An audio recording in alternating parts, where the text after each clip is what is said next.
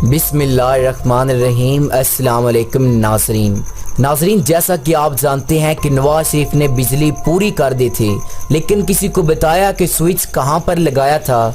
ना कोई hydel power मंसूबा मुकम्मल किया, ना कोल पावर का, ना विंड पावर का, ना किसी एटमी बिजली घर का, ना शमसी तवानाई का। फिर ये स्विच कहां लगाया गया था जहां से बिजली आ रही थी?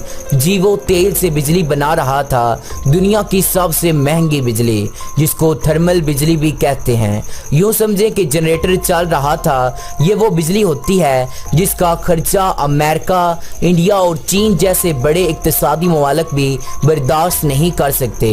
वो भी अपनी आधी से ज़ायद बिजली कोयले और बकाया पानी से बनाते हैं। नाज़रीन, आप ज़रा तवज्जो से सुनिएगा।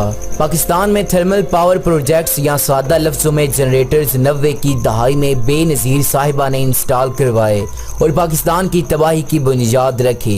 इन जनरेटर्स की कुल पैदावारी सलाहियत 21,000 मेगावाट है और ये सारे निजी कंपनियों की मालकियत हैं। इंतहाई महंगे होने की वजह से दीगर हुकूमतों ने इनसे कम ही बिजली बनाई, लेकिन इसके बावजूद 2013 तक पाकिस्तान थर्मल बिजली के ज़मन में 480 अरब रुपए का मकरूज हो चुका था।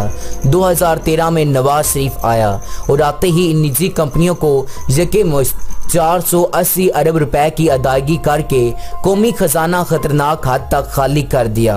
दिलचस्प बात यह है कि ये जनरेटर्स IPP ज़्यादातर मियां मनशा की मालकियत हैं, जिसको नवाज शरीफ का फ्रंट मैन कहा जाता है। लिहाजा बहुत से लोगों को यकीन है कि दर हकीकत तेल से बिजली बनाने वाली ये कंपनियां नवाज शरीफ की ही हैं और खजाना खाली करवा कर नवाज शरीफ ने खुद अपने पैसे वसूल किए हैं। नाजरीन, इन पाकिस्तानी IPP की नुमाया खूबी ये है कि दुनिया भर में जहां जहां भी थर्मल बिजली बनाई जाती है, ये उन सब से महंगी है।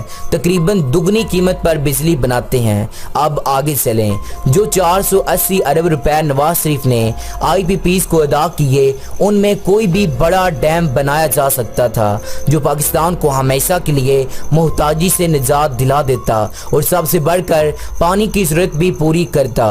480 अरब रुपए की अदायगी के बाद उनका कर्जा ज़ीरो हो गया, लेकिन इसके बाद नवाज शरीफ ने अपने 5 सालों में पिछली हुकूमतों की बिजली के लिए शुरू करवाए गए तमाम मंसूबे एक एक करके नाकाम बना दिए। नंदीपुर पावर प्रोजेक्ट नाकाम, थारकोल पावर प्रोजेक्ट नाकाम, कायद-ए-आज़म सोलर पार्क नाकाम और नाजरीन नीलम झेलम पर काम इतना सुस्त करवा दिया कि तकरीबन रोक दिया, जिस दौरान इंडिया ने किशन गंगा डैम बनवाकर नीलम झेलम की इस्तेदाद पर कारी ज़रब लगाई। यूँ इस पर की गई तमाम मेहनत और बेपनाह सरमायाकारी तकरीबन ज़ाया हो गई। नवाज शरीफ ने नीलम झेलम डैम पर खड़े होकर कहा था कि हम भारत से बिजली खरीदेंगे, जबकि तरबेला, मंगला और दीगर फौजी डैमों की सफाई का अमल रोक दिया गया, जिसकी वजह से इनकी पैदावारी सलाहियत कम होती चली गई।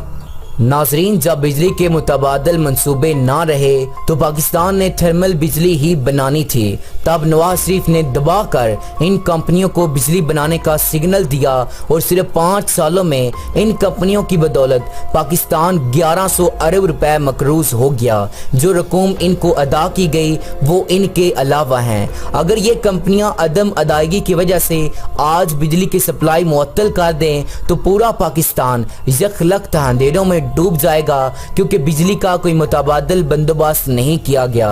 नवाज शरीफ ने बैक वक्त 2 बड़े फायदे हासिल किए। पहला, IPIs की मदद से सैकड़ों अरब रुपए इसके गैर मुल्की अकाउंट्स में पहुंच गए और कुछ पहुंचने वाले हैं। दूसरा, अवाम खुश हो गई कि बिजली आ रही है। इनको अंदाजा ही नहीं कि इनके पैरों तले जमीन निकाली जा चुकी है। ये है असल हकीकत, जिसको ये खूब जानते हैं। तब ही ये शरीफ खानदान बार बार कह रहा है कि हमने तो बिजली पूरी कर दी थी, कल को अचानक बंद हो गई तो हमें ना कहना। वैसे क्या आपको अंदाजा है कि चंद घंटे लोड शेडिंग काम कराने की नवाज शरीफ ने आपसे क्या कीमत वसूल की है? नाजरीन, चूंकि तारों में कुछ बिजली आ रही थी اس لیے عوام مطمئن تھی اور ڈیم بنانے کا مطالبہ نہیں کیا گیا۔ تب ڈیم نہیں بنائے گئے اور انڈیا نے بنا لیے، جس کے نتیجے میں اب پاکستان خشک ہونے جا رہا ہے۔ مہنگی ترین بجلی بنانے کے لیے ریکارڈ ساز قرضے لیے گئے، جس کے لیے پاکستان کے موٹر ویز، ایئرپورٹ اور دیگر اثاثے تک گروی رکھوائے گئے۔ مہنگی بجلی نے کارخانوں کی پیداواری لاگت اتنی بڑھا دی کہ پاکستان کی اکثر صنعتیں بند ہو گئیں، جس کے نتیجے میں تجارتی خسارہ ریکارڈ سطح پر پہنچ گیا۔ برآمد کم ترین ہو گئی، بے روزگاری اور مہنگائی تباہ کن سطح پر پہنچ گئی۔ چونکہ پاکستان کی پوری بجلی نجی کمپنیوں کے ہاتھوں میں جا چکی ہے، اس لیے جنگ یا کسی بڑی ایمرجنسی کی صورت میں یہ غیر ملکی کمپنیاں بجلی کے پیداوار روک کر پاکستان کو خطرناک حالات سے دوچار کر سکتی ہیں۔ اس عارضی بجلی کی وجہ سے ایک کرپٹ اور پاکستان دشمن شخص جاہل عوام سے دوبارہ ووٹ لے کر پاکستان کو مزید تباہی کا سامان کر سکتا تھا۔ ایوب خان نے بجلی کی جو منصوبے دیے وہ اس کے جانے کے 50 سال بعد تک بھی بجلی پیدا کر رہے ہیں۔ نواز شریف آخر کہاں سے پاکستان کو بجلی دے رہا تھا جو اس کے جانے کے 24 گھنٹے بعد معطل ہو گئی؟ ناظرین، کبھی سوچا ہے؟ اگر نہیں سوچا تو اب سوچو۔ ناظرین، اگر آپ کو ہماری یہ ویڈیو اچھی لگی ہو تو اس ویڈیو کو لائک اور چینل کو سبسکرائب کرنے کے ساتھ ساتھ بیل کے آئیکن کو دبا دیں۔